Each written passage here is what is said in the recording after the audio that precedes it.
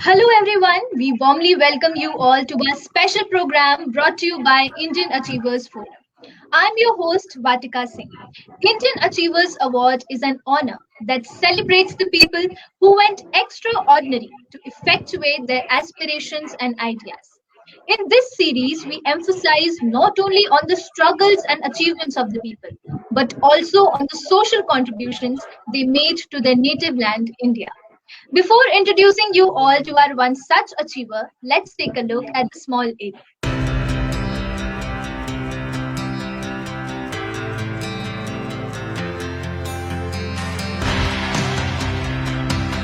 Indian Achievers Forum is driven by a full-fledged advisory board. The board consists of experienced personalities who have excelled in their respective careers. Together, the forum organizes conferences, events, workshops, exhibitions, trade shows and B2B initiatives in India as well as abroad. Where there is passion, there is achievement. And where there is achievement, there is Indian Achievers Forum.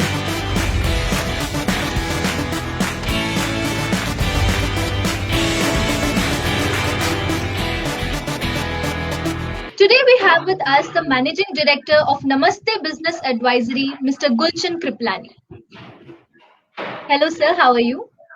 Hello, I'm fine. How are you, Vatika? I'm good too, sir. Okay, sir. So before entering into the questions, tell us something about yourself and your professional role. So, Vatika and my audience, hello everyone. Myself Gulshan Kriplani. बहुत ही छोटी retail किराना store से मेरा career start हुआ और retail store के बाद कुछ सालों बाद इन year 2007 I started my career as a retail kirana store owner and in 2013 I was as a supermarket owner. मैंने खुद की supermarket एक start की and in 2018 I started my second supermarket. और ये supermarket का business करते करते मुझे जो एक्सपीरियंसेस आए दैट वाज लाइक कि जो मुझे नॉलेज है इस फील्ड में वो मुझे पास ऑन करना चाहिए. So I started my consultation supermarket consultation in year 2016 और तब से अभी तक ये सुपरमार्केट कंसल्टेशन चलती आ रही है all over India. That's really great, sir. So, sir, how did this idea came into your mind of starting this business? ऐसा idea Vatika see this is like ये मेरा फैमिली ओन बिजनेस है. हमारी generation से business करते आ रही है. So it was not like an idea. ये सुपरमार्केट बिजनेस में ये 2013 से करता आ रहा हूँ और बिजनेस करते करते जो लोग जो कलीग्स मेरे पास जुड़े जो मेरे पास आए जो जिनको मैं अपना नॉलेज शेयर करता था बस वो कंटिन्यू चलता गया 2014 से 2016 तक. In 2016 we started as a professional क्योंकि ये एज अ क्लाइंट्स काफी बढ़ गए थे. So we started in a commercial manner. That's really great, sir. Okay, so moving ahead, हम सब जानते हैं कि कोई भी बिजनेस स्टार्ट करने में बहुत सारे challenges आते हैं initially. So what all were the challenges that you faced and how did you overcome those? Challenges as a देखिए बेसिकली किसी भी बिजनेस का अगर मैं चैलेंज की बात करूं तो उन्हें इनिशियली अगर कंसल्टेशन किसी चीज का शुरू कर रहे हैं तो क्लाइंट लाने का चैलेंज जनरली जो रहता है जो कि यहाँ पे बिल्कुल भी नहीं था. यहाँ क्लाइंट्स का फ्लो काफी ज्यादा है ऑल ओवर इंडिया. हमारे पास चैलेंज ये है कि इस सुपरमार्केट बिजनेस का जो एक मिथ है लोगों के पास में कि ये सुपरमार्केट बिजनेस प्रॉफिटेबल बिल्कुल नहीं है. ये बिजनेस करना चाहिए कि नहीं करना चाहिए. तो लोगों का माइंड पॉजिटिव मोड में लाने के लिए हमें चैलेंजेस फेस करने पड़ते हैं कि लोगों को हम कन्विंस करें कि आपको ये बिजनेस जो है कैसे प्रॉफिटेबल होगा, क्यों ये आपको बिजनेस करना चाहिए, why this supermarket business is future of retail of India and all over the world. तो सर नमस्ते बिजनेस एडवाइजरी के प्रोडक्ट एंड सर्विसेज के बारे में हमें कुछ बताइए. देखिए नमस्ते बिजनेस एडवाइजरी जो कि 2016 में हमने प्रोफेशनली स्टार्ट की.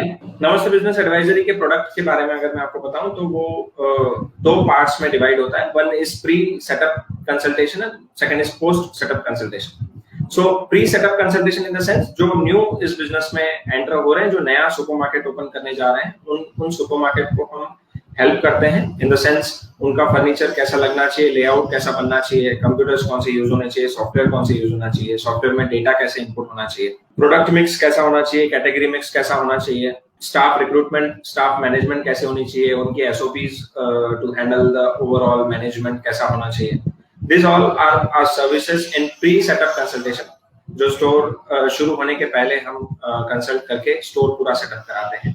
And second part of our consultation is post setup consultation, which is like कि ऑलरेडी जो सुपरमार्केट रन कर रहे हैं 10 साल से, 15 साल से, 20 साल से, उन लोगों को हम उनका बिजनेस कैसे सुपरमार्केट और एफिशिएंटली रन करना है, कैसे उन्होंने एमआईएस रिपोर्ट्स के कंक्लूजन्स निकालने हैं, एमआईएस रिपोर्ट्स कैसे निकालनी है और उनका कंक्लूजन कैसे निकालना है, कैसे उन्होंने अपना स्टाफ का एसओपीज, अपना मैनेजमेंट और कैसे बेहतर करना चाहिए, कैसे उन्होंने अपना प्रोडक्ट मिक्स और कैटेगरी मिक्स एनहांस करके अपना बिजनेस बढ़ाना चाहिए. This is all about post consultation setup, जिसमें हम अपने क्लाइंट को, ऑलरेडी सुपरमार्केट रन करने वाले क्लाइंट को हेल्प करते हैं. So this is all our product. It's really great, sir. Okay, so I want to put up a very unique question in front of you. That what do you think is the future of retail, the supermarket?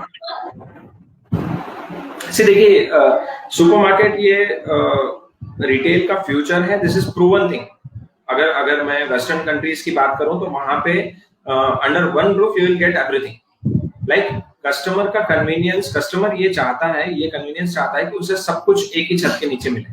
और India में retail business अभी बहुत ही young है, अभी start हुआ है, जिसमें हमारा भी फ्यूचर यही है. वेस्टर्न कंट्रीज बिजनेस में हम वेस्टर्न कंट्रीज को काफी हद तक फॉलो करते हैं, नो डाउट हमारा खुद का कल्चर है, बट जो चीज वहां पे अच्छी चल रही है उसको हम अडॉप्ट करते हैं और हम वो अडॉप्ट कर ही रहे हैं धीरे धीरे. दैट इज फ्यूचर की आपको under one roof you will get jewellery, you will get medicine, you will get hardware, you will get clothing.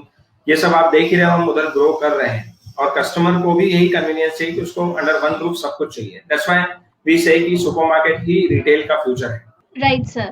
तो सर, नमस्ते बिजनेस एडवाइजरी को लेके आपके फ्यूचर प्लान्स क्या हैं? नमस्ते बिजनेस एडवाइजरी को लेके हमारे फ्यूचर प्लान्स, मैं कहना चाहूंगा कि देखिए, ये हम सिटीज में ऑल ओवर इंडिया तो जा ही रहे हैं. हम इस कंसल्टेशन को लेके कि सुपरमार्केट बिजनेस कैसे करना है, कैसे हम एफिशिएंटली वर्कआउट कर सकते हैं. बट व्हाट आई बिलीव कि जिस लेवल पे, इंटरनेशनल लेवल पे जो बिजनेस हो रहा है, हम कोशिश कर रहे हैं कि ऑल ओवर इंडिया सिटीज में भी ये आए. उससे भी आगे हमारा फ्यूचर प्लान ये है कि तालुका प्लेस, विलेजेस, छोटी छोटी प्लेस पे भी हम इस बिजनेस को उतना ही एफिशिएंटली कर पाए.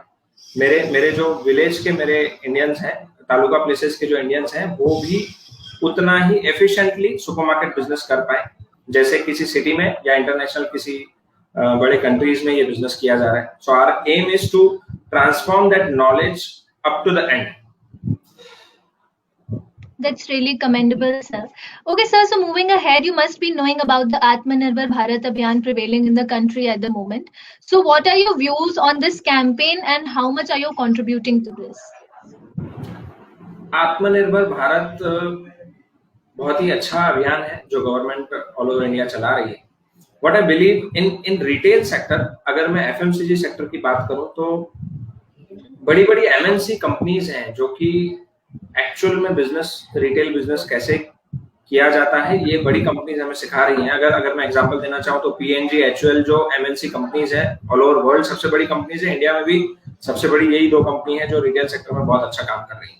उसके अगेंस्ट में मैं डाबर और वीको की बात करूं तो उनकी वो ट्रेडिशनल स्टाइलिंग है बिजनेस करने की.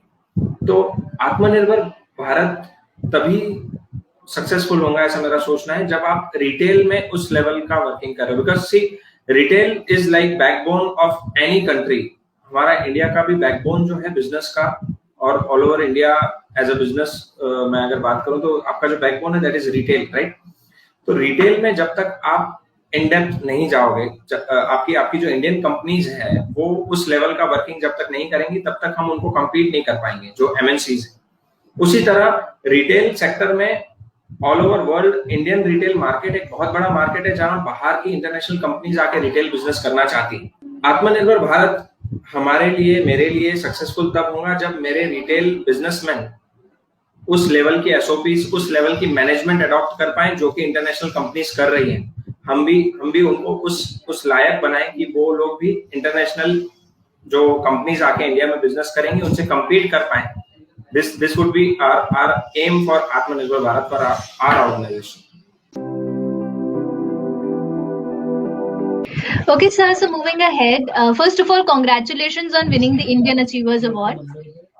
Thank you. Thank you very much. So I really want to know that what was the feeling when you were informed that you have been awarded with the Indian Achievers Award, and who all were the constant supporters in this journey of yours? See, supporters to मेरी family first of all, my wife, my brother, my father, my mother, all of them, and most important my partners. Mr. Dr. Parimal Gupte is my partner. Chetan Agarwal is my partner. ये सारे लोग हैं, हमारी team है जो सब मिलके ये एफर्ट्स कर रहे हैं और नेशनली हम सुपरमार्केट सेटअप कर रहे हैं. So these people are responsible for this award. और इंडियन अचीवर्स अवार्ड की अगर मैं बात करूं तो देखिए कोई काम कर रहा है और काम करने के लिए कोई प्रोत्साहन अगर हमें मिलता है तो बहुत अच्छा फील होता है क्योंकि we are feeling very good after getting this award. Very true, sir.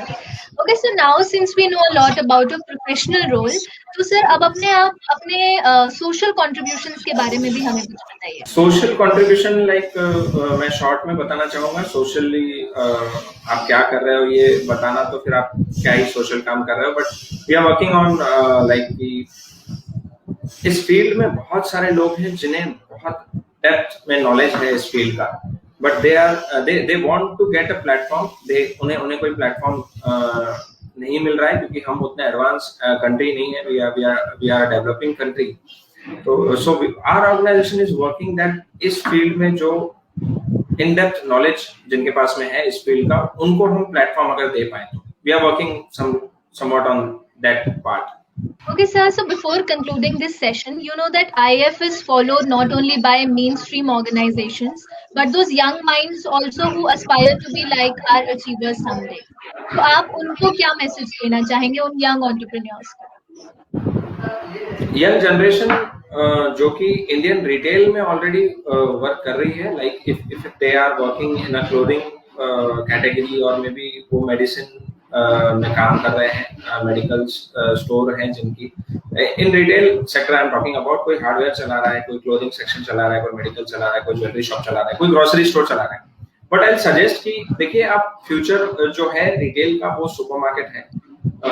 इसको मैं चाहूंगा कि हमारी यंग जनरेशन जो है ऑल ओवर इंडिया इस चीज को समझे है और ऑलरेडी अगर किसी हम रिटेल बिजनेस में हैं तो हम इसको डाइवर्सिफाइड करें और हम काफी सारे रिटेल एक छत के नीचे लाके जो कि सुपरमार्केट कंसेप्ट है, आई सजेस्ट देम कि आप इस बिजनेस को समझिए कि ये फ्यूचर है अपना, जहां पे आप सारे बिजनेस एक ही छत के नीचे कर सकते हो, जिसमें आपका खुद का स्पेशलाइजेशन है. आप खुद अगर किसी रिटेल सेक्टर में हो उसी रिटेल बिजनेस को लेके आप सुपरमार्केट में आ सकते हो. And I suggest all over India young generation जो है इस तरफ ध्यान दे, ताकि मेरा ये सजेशन इसलिए है कि ऑल ओवर वर्ल्ड से बहुत बड़ी कंपनीज इंडिया में आके ये बिजनेस फ्यूचर में करने वाली है. they do the retail business in India. But I am thinking कि हमारा रिटेल सेक्टर, इंडिया का खुद का रिटेल सेक्टर उतना स्ट्रांग होना चाहिए कि हम उनसे कम्पीट कर पाए. यंग जनरेशन इसमें जितना ज्यादा एंटर करेंगी उतना हमारी कंट्री के लिए अच्छा. And that I must say is a great piece of advice, sir. Okay, sir. So thank you so much for joining with us today. It was pleasure talking to you, and we hope that you continue to inspire people of all ages forever. Thank you so much. Thank you very much, Ratika.